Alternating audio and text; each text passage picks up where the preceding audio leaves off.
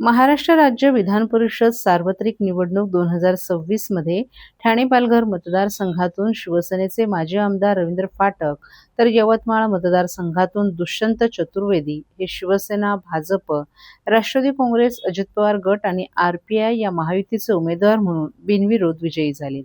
महाराष्ट्र राज्य विधान परिषद सार्वत्रिक निवडणूकमध्ये ठाणे-पालघर मतदारसंघातून माजी आमदार रवींद्र फाटक यांची बिनविरोध निवड झाल्यानंतर ठाण्यात उत्साहाचं वातावरण पाहायला मिळालं.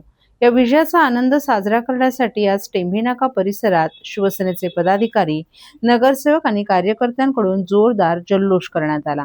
या विजयानंतर आज ठाण्यातील टेंभीनाका येथील आनंद आश्रमात उपस्थित राहून वंदनीय हिंदू हृदय सम्राट शिवसेना प्रमुख बाळासाहेब ठाकरे आणि गुरुवर्य धर्मवीर आनंद दिघे यांच्या प्रतिमेला पुष्पहार अर्पण करून त्यांना विनम्र अभिवादन करण्यात आलं. तसंच यावेळी त्यांच्या प्रतिमेला गुलालही लावण्यात आला. यानंतर दोन्ही विजयी उमेदवारांना पुष्पगुच्छ देऊन त्यांचं अभिनंदन करण्यात आलं. तसंच सर्व शिवसैनिकांच्या साथीनं विजयी जल्लोष साजरा करण्यात आला.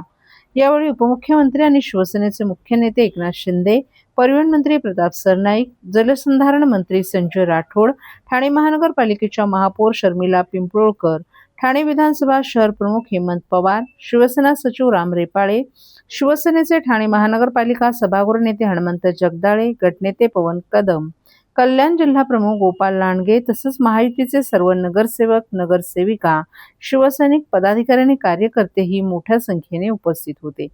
यावेळी नवनिर्वाचित आमदार रवींद्र फाटक यांना विजयाबद्दल शुभेच्छा देण्यासाठी पदाधिकारी, शिवसैनिक, कार्यकर्ते यांनी एकच गर्दी केली होती.